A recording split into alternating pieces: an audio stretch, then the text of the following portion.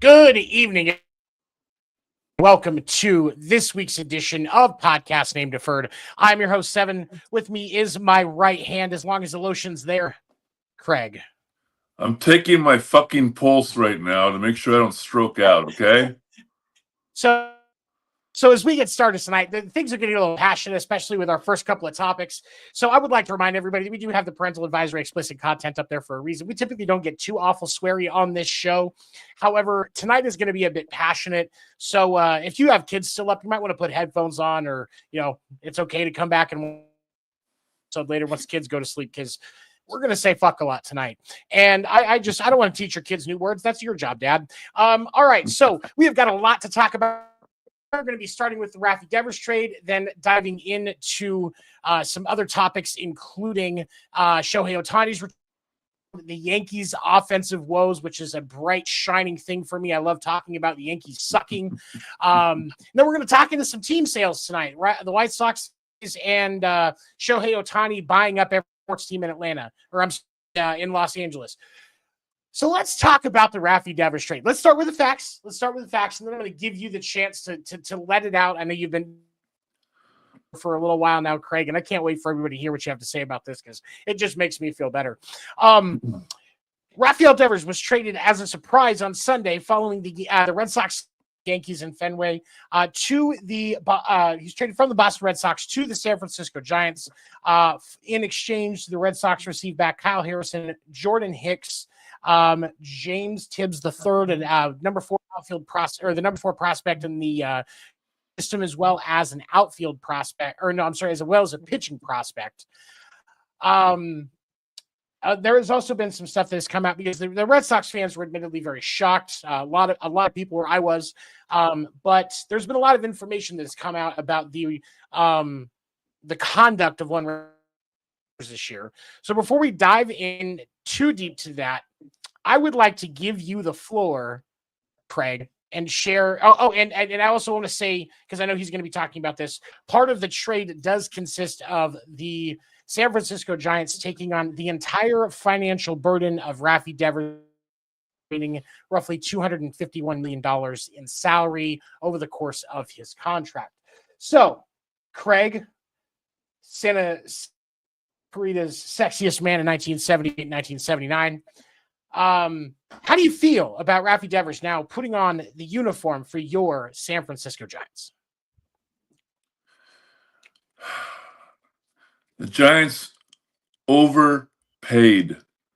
The fact that they gave away so many players, the fact that they took on the entire fucking salary. I mean, I like Buster Posey, future Hall of Famer. Suck it for those who think he won't be. But overpaid for taking on the whole fucking salary. Are you kidding me? He's one man. He's not going to save the team this year. They're flirting around in second place, but they don't have the team that they need to take them all the way. And I just eating all that money just drives me crazy. Just drives me crazy. And losing a couple of pitchers, okay, fine, But the thing is the money tied into that money for a long freaking time. Uh, I don't think he's worth it. I don't. And I think it's going to hamstring the Giants going down the road to pick up other free agents before next year's strike.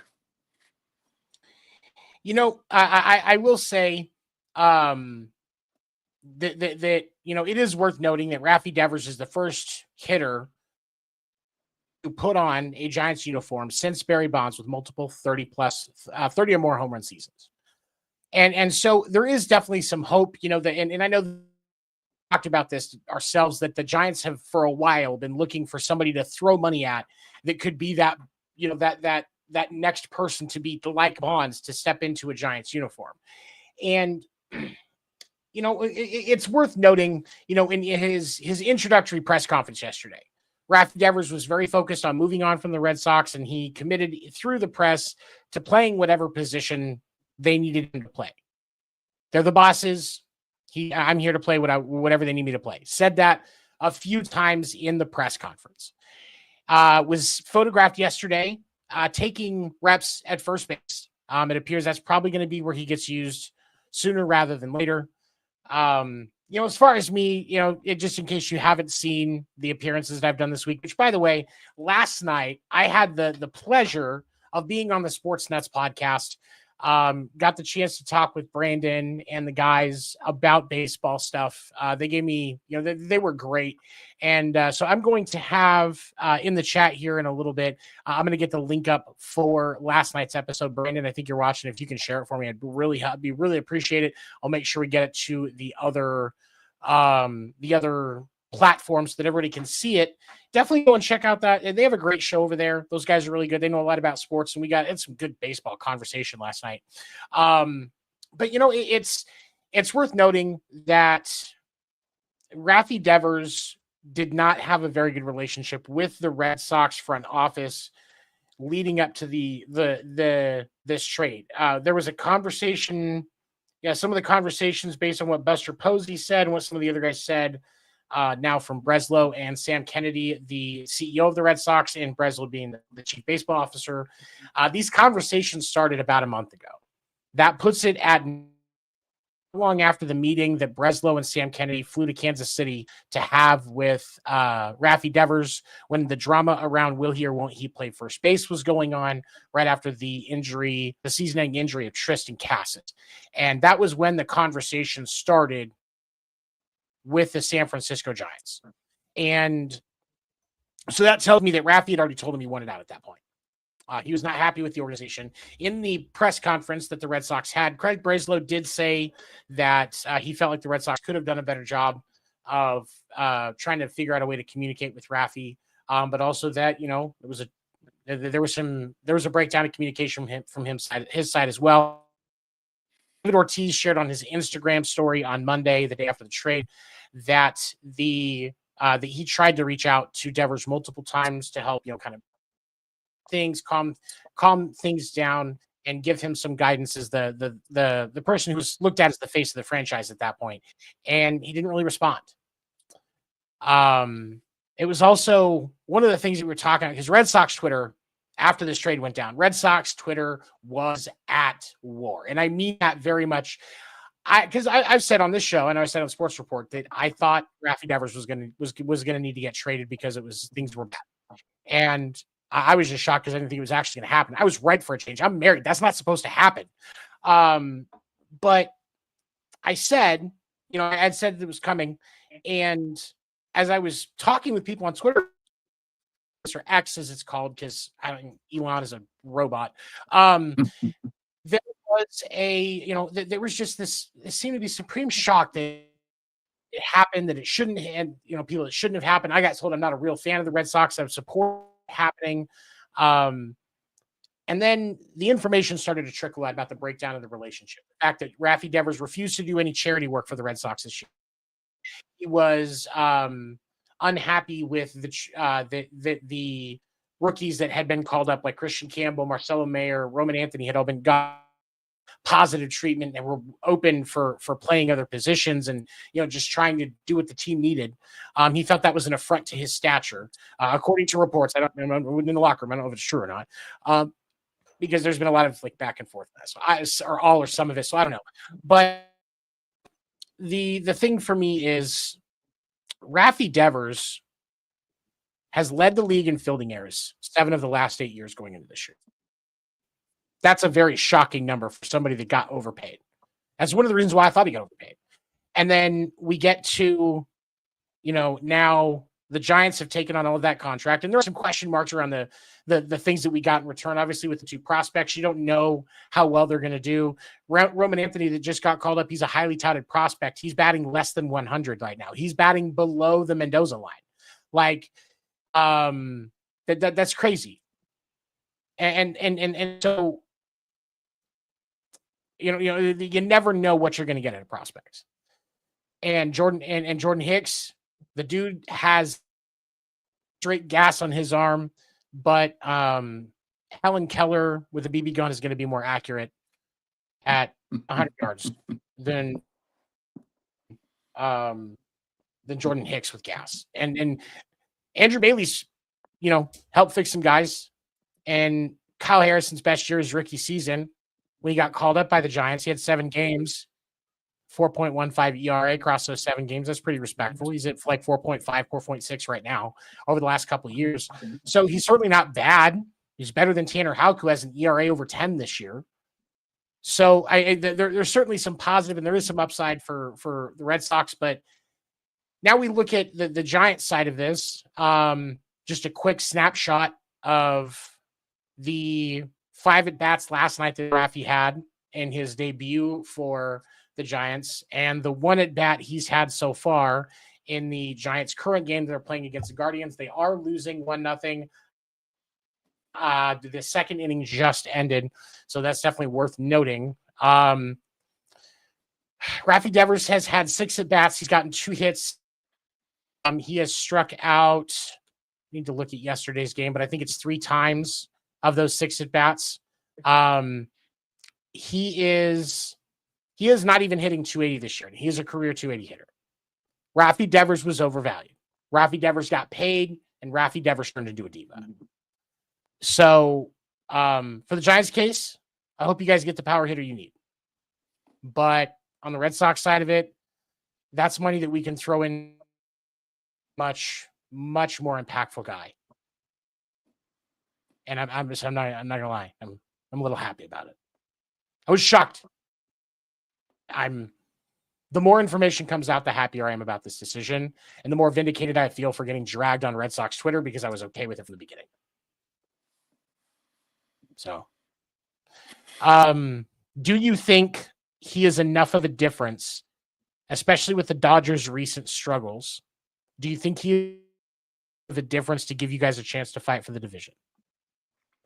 For $256 million fucking dollars, he better be, but I don't think he will be.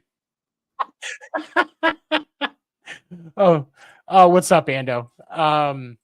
He should be. He absolutely should be. He should have been more impactful for Boston. But in the last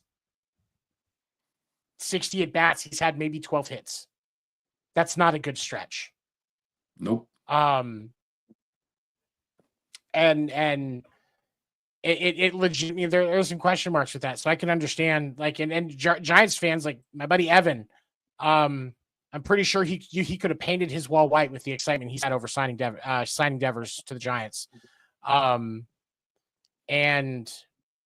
I can't, I hope for your guys' sake I hope for your guys' sake he is more than he's been for Boston.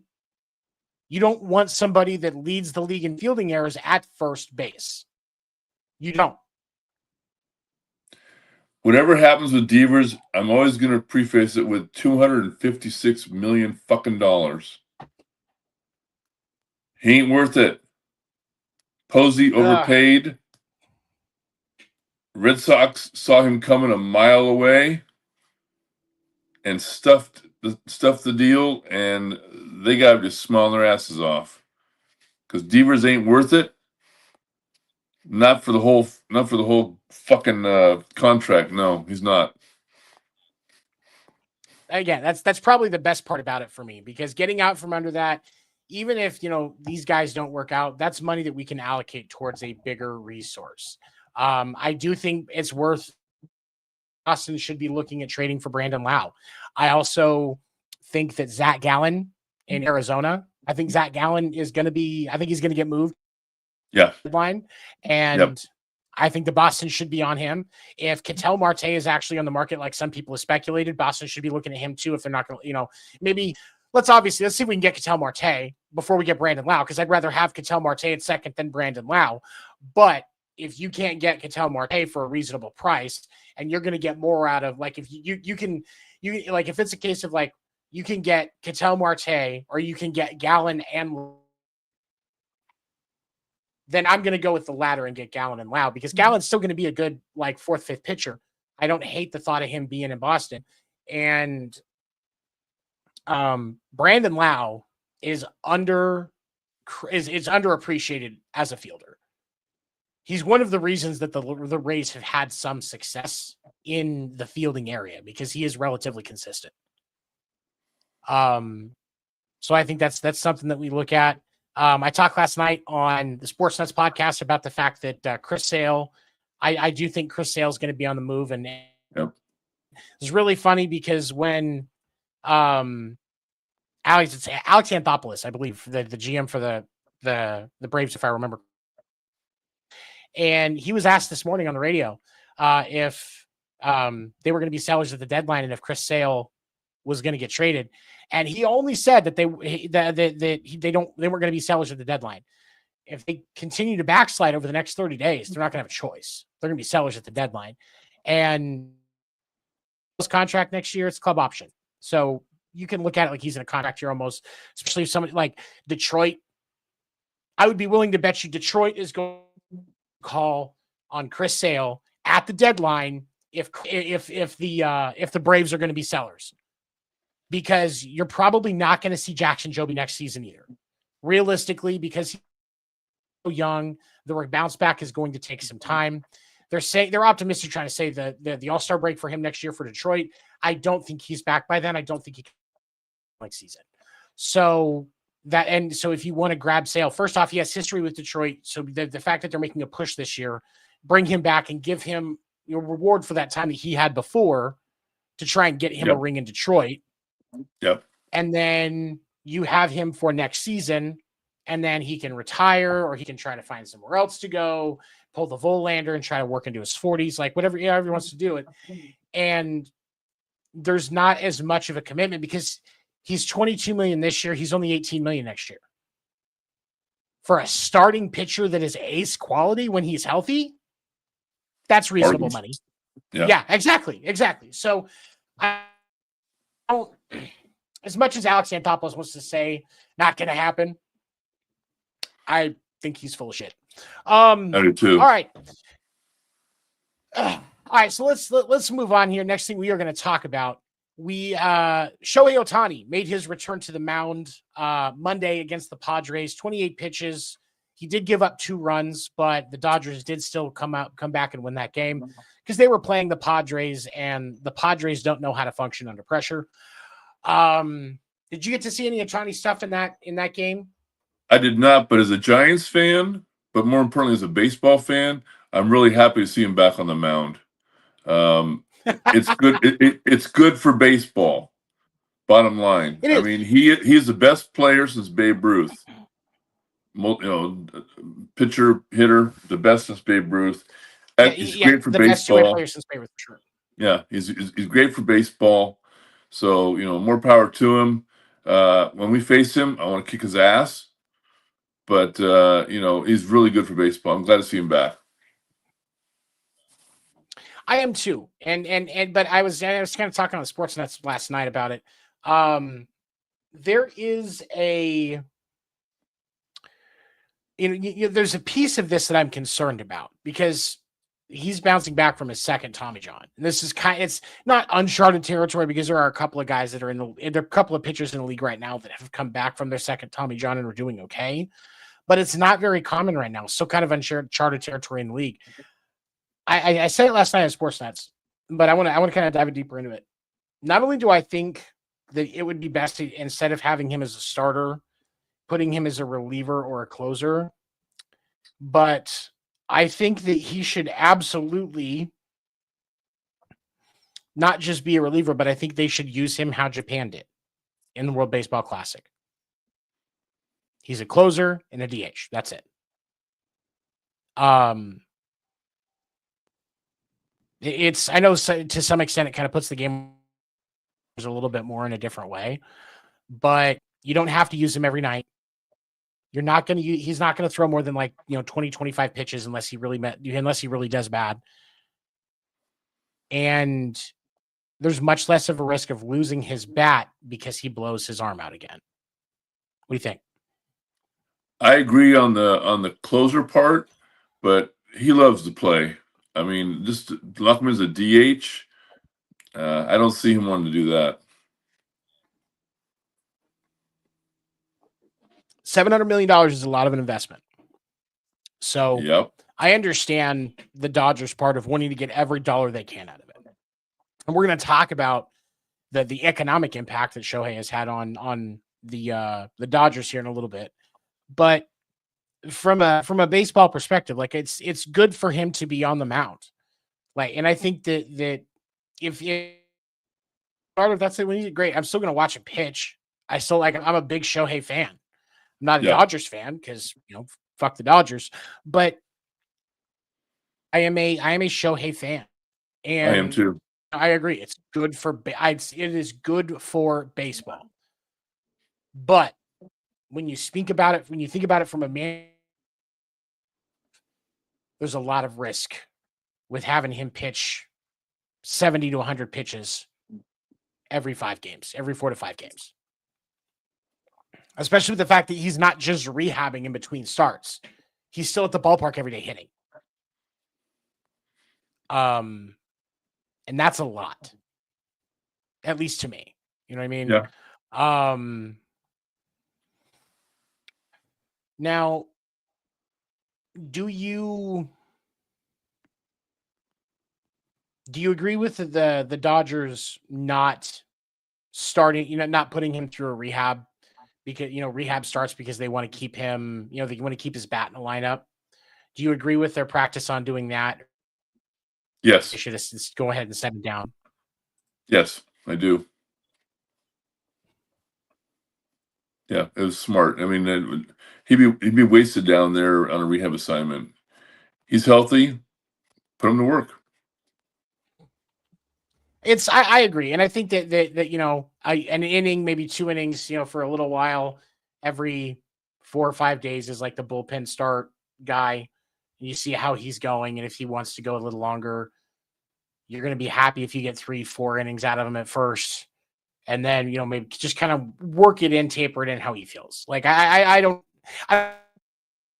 had somebody that I was talking to that thought that he should have gotten sent down. I was like, no, they need his bat in the lineup. Especially with the offensive struggles that the Dodgers are dealing with right now. Yep. They need his bat in the lineup. You can't send Shohei Ohtani to go play with the Tulsa Dodgers. Yep, exactly. Tulsa Dodgers don't have the stadium capacity to fit a Shohei Ohtani appearance. They just don't. So, I get it 100%. I'm saying, I'm 100% behind it. Is it possible that his arm is back up to snuff in time to support the Dodgers as they make their run this year? Oh yeah, I can see that. He's in excellent shape. He's an excellent athlete. He's well trained, well conditioned. Yeah, I can see it. Yeah, I'm in the same boat there as well. I hope he does because I think it's good for baseball. Yep. Let's talk about the New York Spankies. The New York Yankees are 3-7 in their last 10. That's a shame. They're and as I was looking, one of the first things that kind of stood out to me is the last loss in the Red Sox sweep last weekend. Oh no, I'm sorry. In the Red Sox series in Yankee Stadium, I'm sorry, where they lost 11-7. They hit 286. The first game against the Royals in the next series that they had, that was also that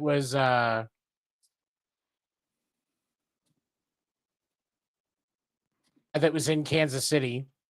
The team batting average was 372. Outside of those two games in their last 10, you've got 220, 235, 167, 121, 188, 167, 205, 129, and 215. No, they're with a total average over the course of the 10 games, including the two good ones, of 215. On paper, one of the most Murderers Row type lineups since Murderers Row, outside of what the Dodgers are doing. And your last 10 games are against the Royals, who are really struggling, the Red Sox, who up until they beat the Mariners in game one of that series, and then again tonight, weren't even in the wild card contention. And then they lost Monday night and last night against the Angels. They actually went a total of, it was over 20 innings without scoring a run. Are we ever going to get to the point where Aaron Boone is actually going to get fired for how bad of a coach he is? Like, is that ever going to actually happen? It's not Aaron Boone's fault that they can't hit. It's not Aaron Boone's fault that the team relies on Aaron Judge. They live and die by Aaron Judge. And I think that's a very true thing. But what about, so like in the series against the Red Sox, the first game of the series, because they got swept at this series in Fenway that was over the weekend. The first game, they lost 2-1 in, I believe it was 10 innings. It was either 10 or 11 innings. I think it was 10. Aaron Judge hit the only run in that game. And it took till his fourth at bat, and Garrett Crochet was throwing an absolute gem in that game. 8 1/3. You had like 10 strikeouts. And 3 of them were Judge. Like he was dealing in the ninth inning, he was throwing 100 miles an hour. Garrett Crochet was locked the heck in. And Judge was the only one that scored that night in that game. And they still, with the likes of guys like Cody Bellinger, Ben Rice, who I think doesn't really get enough credit. He's actually a much more talented player than I think people thought he was going to be. Giancarlo Stanton is back now. He wasn't back in the Red Sox series, but he's back now in the series against the Angels, and they still aren't doing anything. The game against the Angels yesterday, they got 4 hits total in the game. In the game against the Angels on Monday night, they had 8 hits and still lost the game 1-0. This is the second best team in the American League. Sinking fast. If I'm a Yankees fan, it's panic time. Well, but this begs the question. When you look at the New York Yankees, because you've got, I mean, like I said, with some of your big hitters, you've got Bellinger, Chisholm, who I call Jism until he earns his name back. Jiz Chasm, if I'm being formal. Jiz Chasm, 223 this year. Didn't they just, and this is why I criticize Aaron Boone, because guys that should be hitting well, like Jazz Chisholm Jr., DJ LeMahieu is hitting 244. He should be at least a 260, 270 guy. Stanton just came back, so I can give him a little bit of a break there. But you've got Jism. You've got Paul Goldschmidt, who is probably the second best hitter on the team right now outside of Judge at 304. because when you look at Cody Bellinger, he's only hitting 247. Cody Bellinger's a better hitter than that. Oh, yeah. Like, I'm pretty sure they just replaced their hitting and pitching coaches in the offseason, or they have recently. So it's not those coaches. Now we're looking, we have to, if you're the Steinbrenners, you have to look at Aaron Boone and Brian Cashman. And despite some of the draft choices and roster choices that Brian Cashman has made, they haven't moved from him or even signaled that they aren't happy with his performance. So that leads me to believe that Aaron Boone has to be on the hot seat if the Yankees don't finish the season the way that they should. What do you think? I think July is going to be the mark. How they end up in July will determine job security. That's fair. Because people say, well, they'll play better when the weather gets warmer, and stuff. Well, we're into June, almost into July. Let's see. But clearly, Aaron Judge is not able to carry the team on his back. And for me, when I look at now for Aaron, for what it's worth with Aaron Judge, I would just like to say he's hitting 366 so far this year and has 26 home runs. So Aaron Judge is definitely carrying his weight on that team, even if he goes through some bad games or gets a few strikeouts in a game. The thing of it is they have to challenge Judge because of the other talent that's on that lineup. You can't just pitch around him like you could with Bonds. Yeah. Because you in your experience covering the Giants, there was not this level of talent around Bonds like there is around Judge. So for me, like it's, but then the question becomes like, and then you look at some of the younger guys like Anthony Volpe's only hitting 235 this year. Trent Grisham is hitting 239. So do you make a push to try and, add a bat that ends up as your center field? Could they be trying to trade for Willie Abreu to put him in center? Could they be trying to find, do they look at the options for maybe replacing Volpe or LeMahieu? Austin Wells, he's definitely offensively, but he's only hitting, what was that? What did I just see? Was that 239? I'm sorry, no, I was giving too much credit. 217. Do you look for, and I bet with how Carlos Narvaez is doing in Boston, they're really frustrated with the fact that they let him go to Boston for next to nothing. Where do you start if you're going to be a buyer? Because with the Yankees, with their record, they should be buyers at the deadline to try and kind of swing things the other direction and continue to right the ship. Where do you start? Where do you start if you're the New York Yankees and trying to bolster that lineup as you try to make another postseason run? Well, like you said, I mean, they need to find a bat that can half-ass protect Aaron Judge.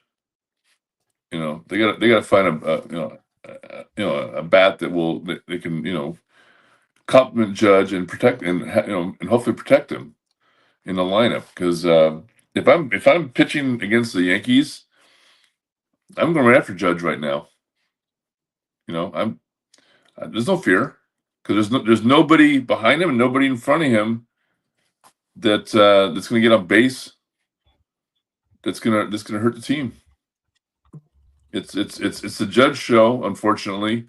As good a player as he is, and he's always consistent. He's just a great, consistent player.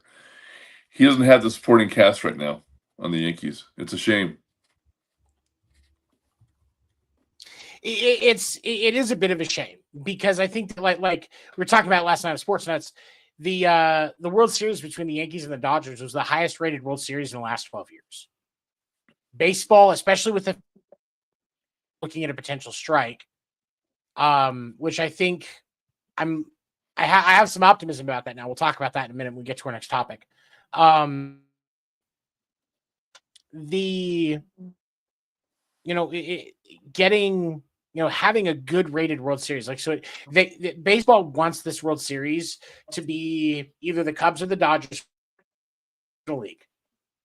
Because the Cubs are, one of those old-fashioned teams. People hear the Cubs, they think Rookie of the Year. They think the 2016 World Series are good for baseball ratings because of the history with the game. And then on the American League side, baseball wants it to be New York, Boston, or possibly you could argue Detroit, but I think they're a little bit more small market than what baseball wants. But it's arguable because it's the little guy coming up and fighting through and having a great season. I will say, though, baseball doesn't want a Detroit Cubs World Series. Baseball doesn't want that because it's harder to market that. They're both, I don't think it happens. But baseball needs a highly rated World Series going into this. So there's going to be like a quiet push from Manfred's office to Cashman and the Yankees and the Steinbrenners. Like, hey, you need to lift this up. They're going to be pushing on the Kennedys, Boston. Hey, you guys need to contend. We need teams like you in the postseason. Yep. Because that lockout, it's going to have if and when it comes, it's going to have a huge impact on baseball. Now,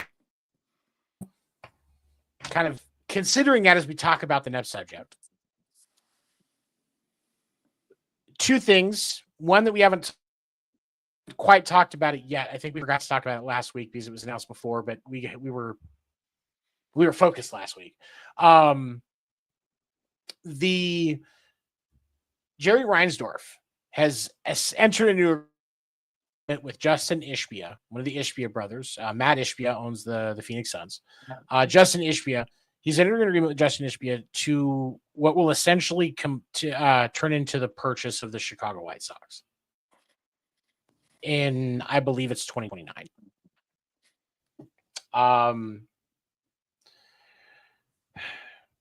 They are great sports minds, and they are more athlete minded than they are old school, old white guy financial minded. So they're thinking more about the brand and the other side of it that we think about when we think about the things that the league and the owner should be investing in. They have more of that mindset than the mindset that some of these longtime owners like Reinsdorf has. I think that impacts. I think that can impact things also because of the other thing we're going to talk about here, the sale of the Tampa Bay Rays. Having two other organizations at the table that have a vested interest in the success of baseball and of those organizations because of these sales. Do you think that it has enough of an impact to speed up the process of what we're going to deal with the lockout?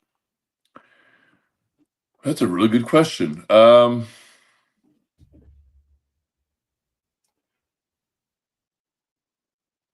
Possibly, but the owners are really pissed, and they're going to take it out on this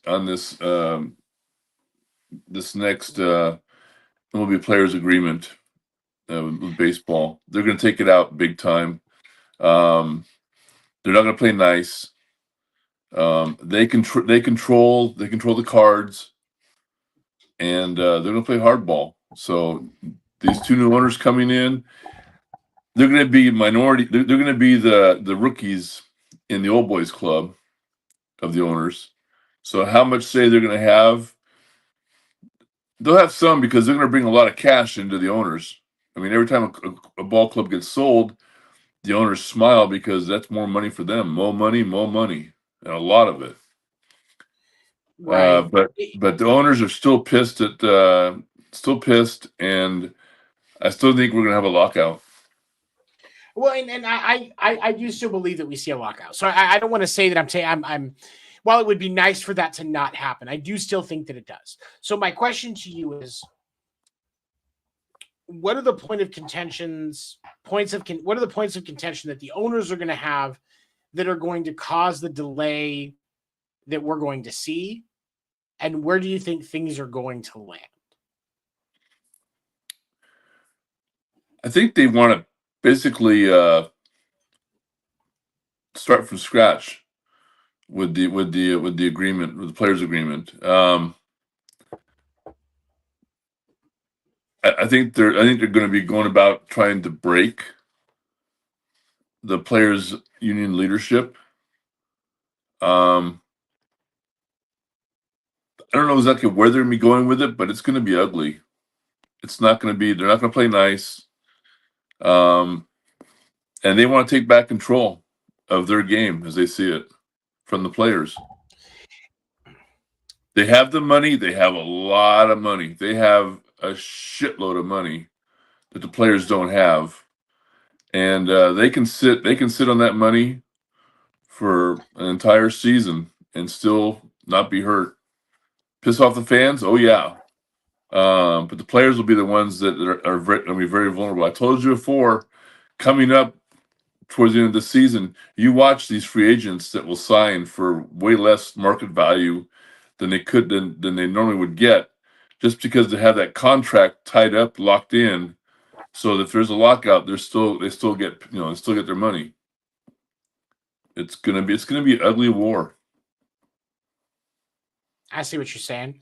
It's, for me, I think one of the things that could change the tide, because obviously the experience that we had in the last lockout with the last CBA agreement was definitely interesting. But I think, because when we look at situations like with the Dodgers and Shohei, it costs them money, especially in their agreements with their Japanese organizations, the Japanese organizations that they now have endorsement deals with. That's money that they're losing if baseball's not going. And that's part of the Shohei economic impact. And now we have announced today the owner of the Dodgers has entered into agreements to buy the Lakers. Jeannie Buss will still be running the organization, along with the where did it go? I was just looking at The Kings. Everything the Rams. They're going to buy. Yeah, they're going to buy basically the LA teams, the Rams, the Kings, and the Lakers. Why not Disneyland too? I mean, come on. I mean, just everything LA. Just buy it. They are. I mean, and they don't have the money to buy these organizations without the financial impact of Shohei Ohtani. Oh, absolutely. Shohei Ohtani's not on the field. This is why I talk about preserving his arm. Because if Shohei Ohtani's not on the field, then that's value that they're losing in these deals. Yep. Because these deals are tied to Shohei. You're not getting over $1 billion in endorsement deals just in the first year after they signed Shohei. You're not getting $1 billion in endorsement deals to not have Shohei on the field.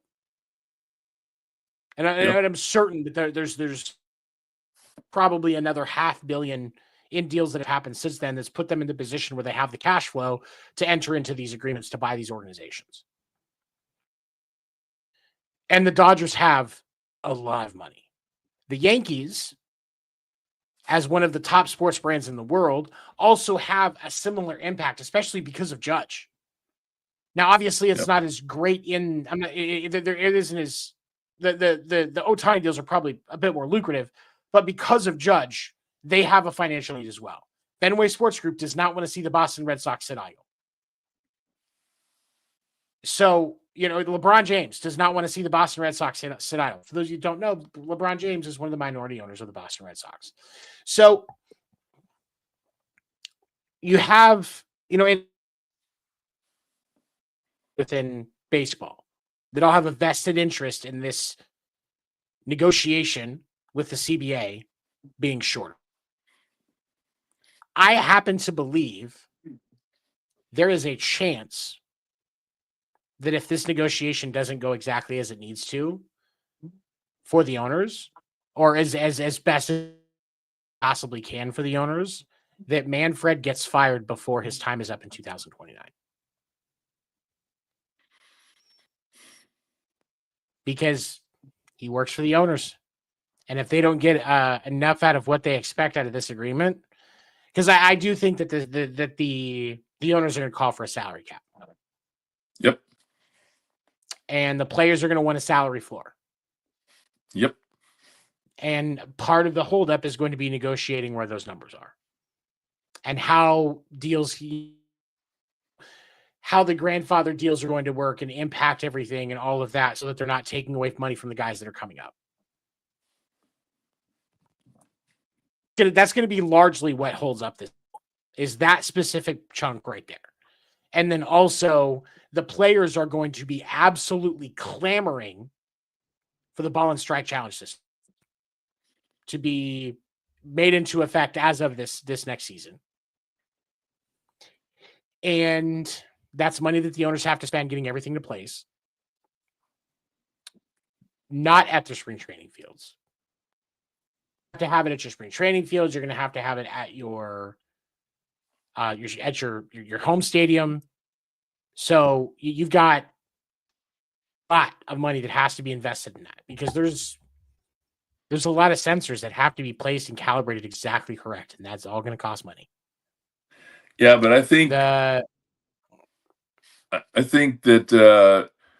if the owners are looking for a pretty painless give back to the Paul players, that would be the one, because they want it too. Sure. They want it too.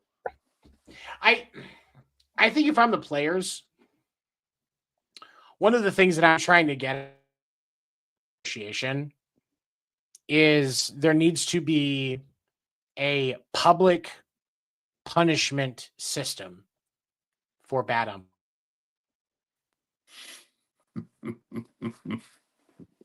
And because here's the thing, the stockades. Here's what I mean. So if a player insults an umpire, they're getting a fine. But when we look at what happened with Walker Buehler, first start after he came back from the injured list, and an umpire that goaded him and then threw him out for reacting, there should be a punishment for that. If you have an umpire that, we'll say, just as an arbitrary number, 90%. Or as we like to call it, the Angel Hernandez line. I thought it was a pretty good joke, wasn't it? It was pretty good. Yeah, it was pretty good.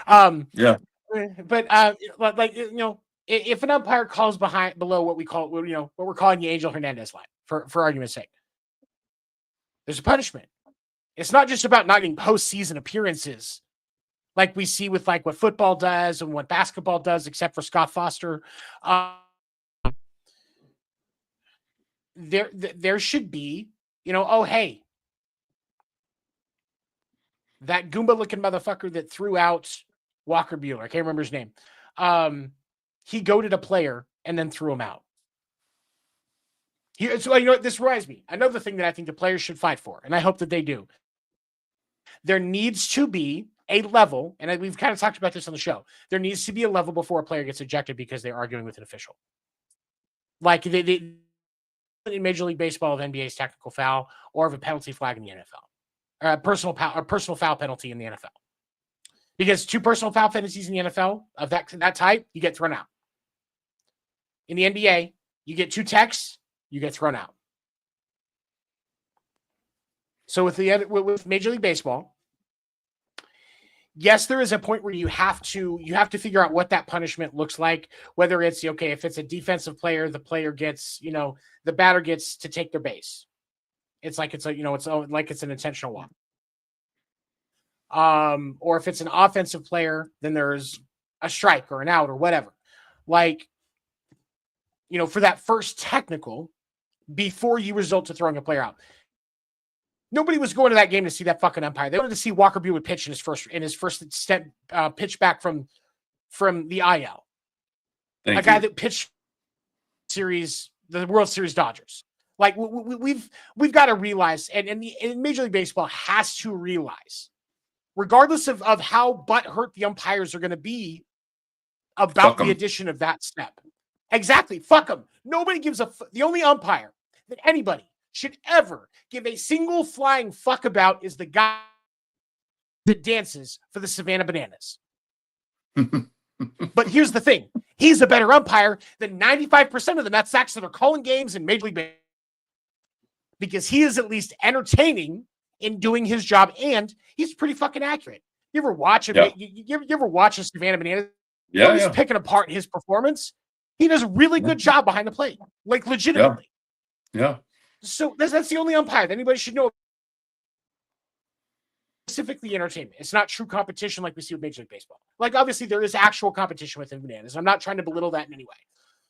No. But he's the only one that should be known. He is a celebrity umpire. Nobody gives a fuck about CB Buckner. Nobody gives a fuck about Joe West. I should have never known who Angel Hernandez is. Yep. At all. So the players should absolutely be fighting for that. And I know I'm not the only one that feels that way. They're like some of the guys on like I want to say it was the Talking Yanks podcast. So I will. There was one of the big baseball podcasts. They were talking about it 2 weeks ago. And I kind of smiled because it was one of those former player shows. And I smiled because I had said it a couple of weeks prior. There should be a middle ground between, there should be a middle ground, because to say that you can't argue with officials or argue officials' calls is completely asinine. Their job is they should be picked apart just the same as everybody else in this product that we support. Yep. Nobody is above critiquing. We critique what trainers do and the rehab of players. We critique it. We critique what team doctors say. You remember when back in, 4 or 5 years ago, when everybody was picking apart the fact that Tua Tagovailoa kept getting cleared to play after concussion by the Miami doctor, and that's what sparked the change in concussion rules. Yeah. In the NFL. Yeah.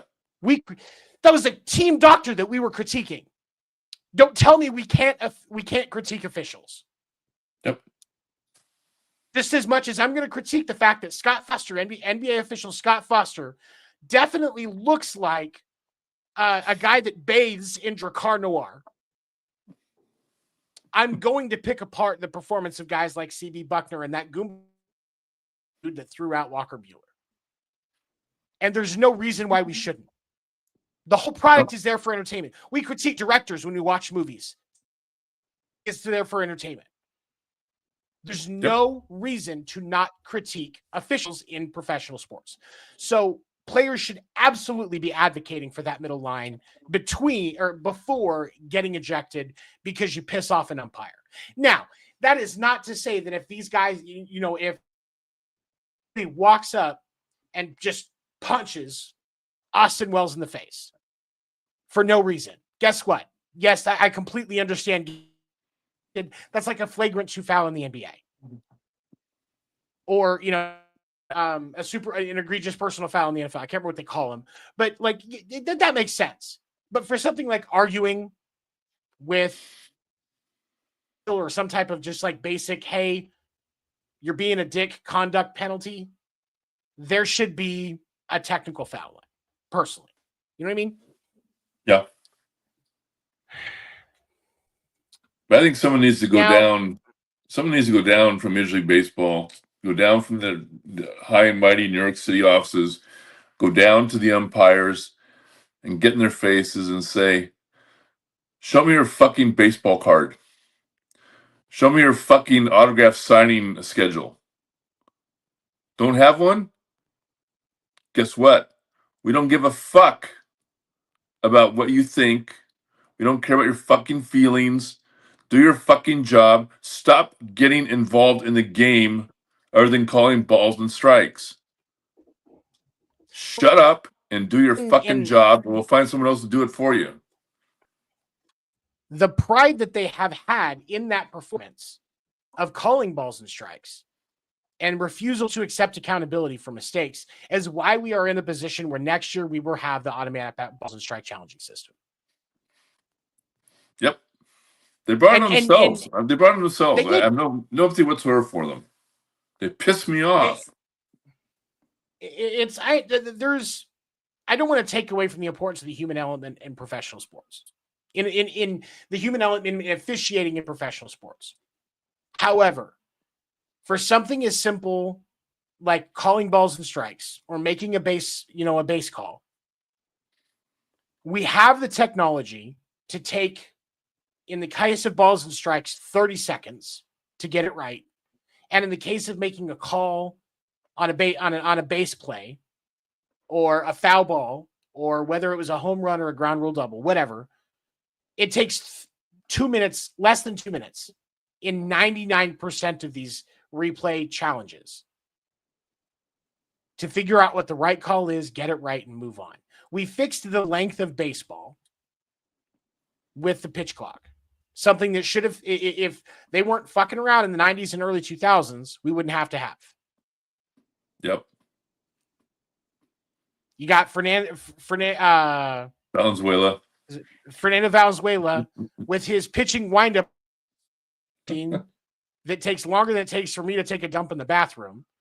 Like, you got to speed those guys up, or the guys that every pitch we're stepping out of a 2-minute routine before they step back into the plate. Every pitch, whether they swung or not. Come on. Yep. That's what the pitch clock fixed. So now that we've pulled that average time for an MLB game back to around 2 hours and 40 minutes, which is where it should be. Now let's go ahead and we can put 5 minutes extra on the game to deal with challenges. It's completely reasonable. Yep. Because that's all it's going to add. Because the way that the challenge system with the ABS is going to work is they're going to keep the rules that they had in spring training. Every team gets 2 challenges. If you win their challenge, you keep your challenge. If you lose, you lose the challenge. Yeah. And so you're going to have guys that aren't allowed to use the challenge unless they get a signal from the dugout. And then you're going to have guys like Aaron Judge that are going to have, hey, unless you lose one, you can use it. But most teams, it's probably going to be, you're going to look over at the dugout and they're going to be like, it's not hard. Yeah. 30 seconds. Less than 30 seconds. Yep. And since we want to talk about the people that are complaining about your pitch clock, saying that we need to give pitcher more time, because that the CB Buckner is calling a game behind the plate, that pitcher's going to have plenty of time between pitches because every other pitcher going to be going.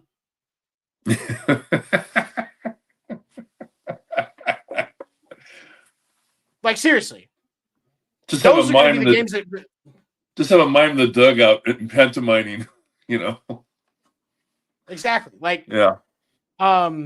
So from that, for that regard, the ABS system needs to happen, and the players should absolutely be advocating it. The owners are going to give it to them, and the umpires union is going to come out while the thing's going on and say we don't support this. Fuck them. Fuck your umpire union. Fuck you. What are the umpires going to do? Strike? Go ahead. Please strike. Please strike. You really think the players' union is going to stand next to the umpires' union as they strike? They'll be like, no, just call those guys up from the minors that aren't unionized, and let's play baseball. Hey, umpires, how'd that NFL strike go with the refs? How'd that go? How long did that last? How long did that last for? I think it was 6 games, maybe, before they caved, and they weren't missed at all. No, nobody gave a fuck. Nobody gave a fuck. Fuck In fact, it was actually it made it slightly more entertaining because they weren't, obviously they weren't quite as good at their jobs as actual NFL reps are. Like we can all say that was the case. It's not hard to say, but it's at least entertaining. We knew what was going on, so nobody cared. Nobody cared. Nope. All right, so before we wrap up today, let's go ahead and do our traditional take a look around the league. Detroit is obviously still the best team in baseball right now. All three of the division leaders in the National League all have pretty much the same record, 45-28, 45-29, right in there, because the Cubs just haven't played one game that everybody else has, which I think it was because it was something that was rained out, and they had to reschedule it. And then you've got the Astros that have taken control of the West. The Yankees are obviously in clear control of the AL East. And then when we look at your wild cards right now, the Giants are about 2.5 games ahead of the Brewers, are the first team out of wild card contention. So right now, you got a wild card team, man. How you feeling? Well, I'll tell you that $256 million is looking really good right now. Yep, really, I'm really thrilled. So thrilled.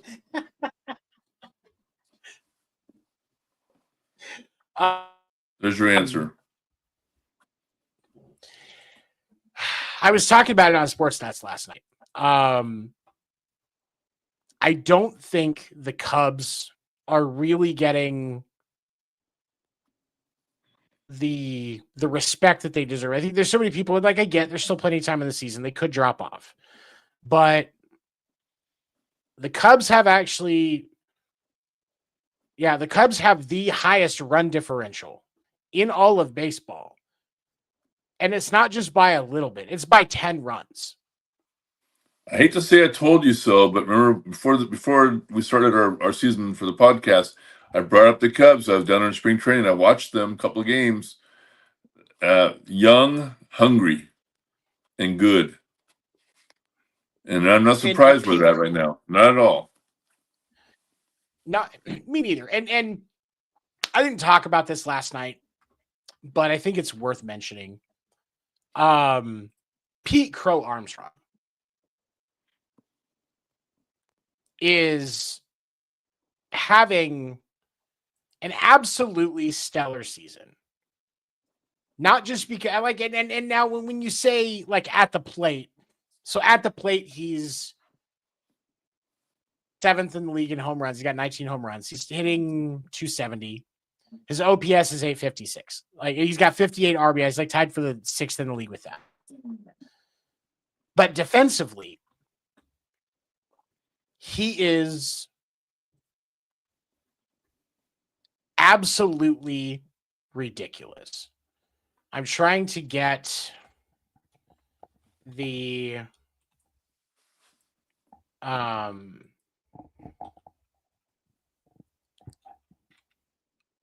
there he is. Okay. His defensive runs saved. Where is it?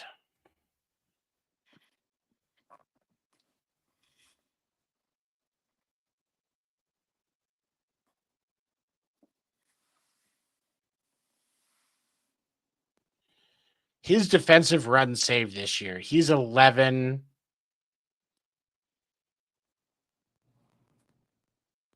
above. Plus 11. That's one of the best in baseball for any position. And he is playing as a center fielder. To have a plus 11 for defensive runs saved as a center fielder. Carlos Narvaez, the Red Sox catcher, who came out of nowhere to a lot of people. He was last time he was tied for the lead amongst all catchers at 7. Even about rookies, catchers at 7. And he's been he's been the best catcher in baseball this year, or one of the best catchers in baseball, if you want to be objective, because still a couple of guys that you could argue. Like, to the point where there are some people saying he should get legitimate consideration for MVP. Unless Aaron Judge drops off, it's not going to happen. But right, he could be second. Yeah. Like, I mean, realistically, I haven't seen anybody in the American League that outside of Judge and PCA that can truly contend. They can't give Jose Altuve the MVP. He's smaller than the trophy. He wouldn't know what to do with it. But like it's Judge and PCA right now, like obviously. So for me, I think people need to take the Cubs more seriously because wait, no, I'm sorry. Hold on. The Cubs are. I need to correct myself on something here because I realized I just made a fool of myself. The Cubs are a National League team, aren't they? Yes. Okay, so I need to fix that. It's not him and Judge for so he clearly more in contention for the National League MVP, but they're going to try and argue that they're going to try that with Shohei, but Shohei's a DH and pitches a couple innings a game. If that holds true through the end of the year, you can't give Shohei true consideration claiming the pitching unless he just goes balls out towards the end of the year because he didn't start pitching until close to the break. Right. So it's possible. Now on the National League side, obviously right now, since you're not considering PCA, it's definitely Aaron Judge. Like there's no question about that. So it could be Judge and PCA as your MVPs for the year. That could be what it is.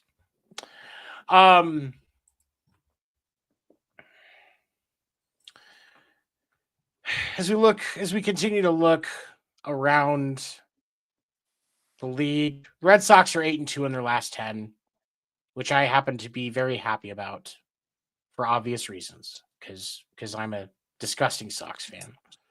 Astros are 7-3 in their last 10. Rangers are 7-3 in their last 10. Rays are 7-3 in their last 10. The Nationals are on an 11-game losing streak. That's good news for that's good news for you if you're an Atlanta Braves fan. I just want to throw that out there. That is wow. Reds troubling. 8. Yeah, it is troubling. And for like the Nationals have a big enough market there because they're there in DC that like you don't want them on an 11-game losing streak. 11-game skid. That's not good for that market. No. The Colorado Rockies. Listen to this. The Colorado Rockies are on a 4-game winning streak. They have more wins in their last 5 games than the D-backs, the Padres, Giants, who are on a 3-game skid. The Pirates, the Reds, the Cardinals, probably the Brewers, definitely the Cubs. They're at least tied with the Cubs. The Marlins, the Nats, the Braves, the Phillies, the Mets. Yeah, going for a reason, guys. They have a longer winning streak right now. They're doing better in the last 5 games than most of the league. And nobody cares. Rockies. Nobody cares. Nobody cares. They're not scaring anybody.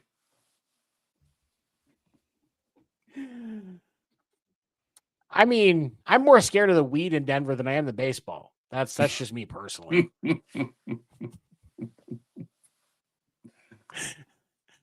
Oh shit. Okay. All right. So before we wrap up tonight, you got any final thoughts, big guy?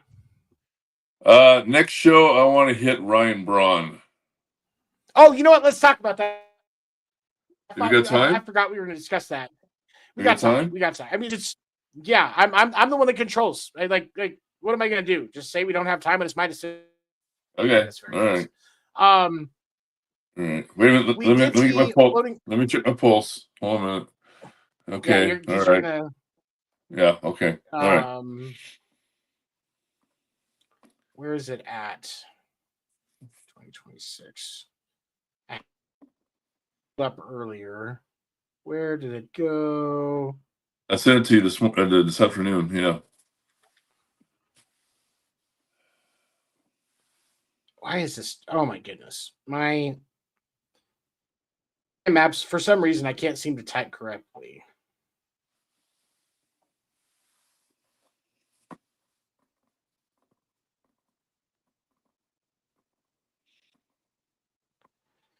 Because they announced that the new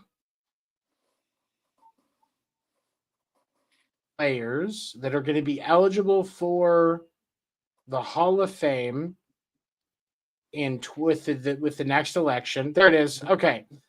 All right. So it's we got. Why is this doing this? Sorry, y'all. My phone has decided to be an asshole today. There it is. Okay. So we got Nick Markakis, Ryan Braun, Alex Gordon, Daniel Murphy, Shin Soo Choo, Cole Hamels, Hunter Pence, Matt Kemp, Edwin Encarnacion, Neil Walker, Howie Kendrick, and Gio Gonzalez. Now, you have some thoughts on Ryan Braun's eligibility for the Hall of Fame, so I figure I'll give you the floor first to share that. Okay. First, none of those players on that list are going to make the Hall of Fame.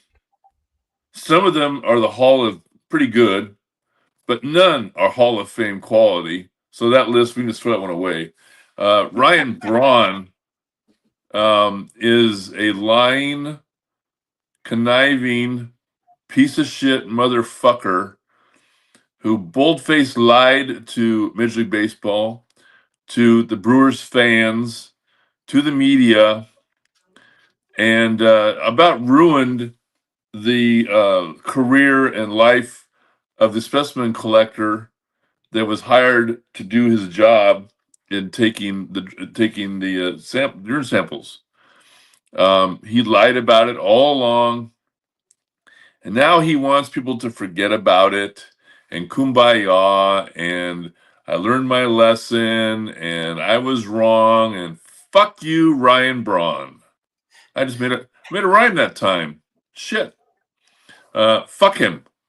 The only way you see Ryan Braun, if you ever see this from my video, looking real close, Ryan Braun. Fuck you. The only way you get into the Hall of Fame is buying a fucking ticket, you fucking lying piece of shit. So as you can tell, Craig is unsure about his feelings for Ryan Braun. I do want to say, I think Alex Gordon gets in, but I think it's like his last year of eligibility. Right? And here's the thing. I understand that he's just over a 250 hitter. So I'll acknowledge that.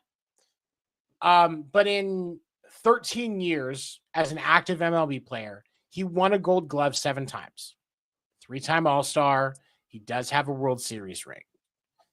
Because of his defensive abilities and the fact that he did have a very clutch importance to the Kansas City Royals in the 2014 and 2015 World Series run, where he was on the national stage and performed pretty well, I do think it gets him in eventually.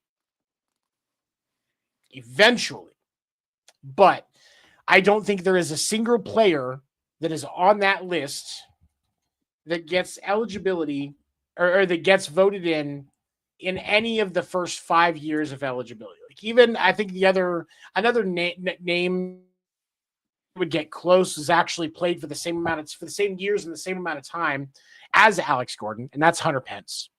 Now, Hunter Pence was a career 279 hitter. He got third in Rookie of the Year voting in 2007. He was an All-Star 4 times. He actually had some MVP votes on a few different occasions. He did not ever win a Gold Glove, but when you think about the talent in right field over the course of his career and the fact that he wasn't just with one team, he had the Hunter Pence had the 8 years with the Giants, the 5 years with Houston, spent a couple of years with Philly and a year with Texas before he retired. I do think that he gets he's another one Wait, he doesn't have. Hold on. Does he have? Okay, so he got the. Was it the? It was the Giants that won the World Series in 2014, right? Yes. Okay, so he does have a ring. At least from that, I don't think he has. I think that was his only ring. Yeah, that was his only ring. So in that, he has 2 World Series. Who were his 2 World Series years?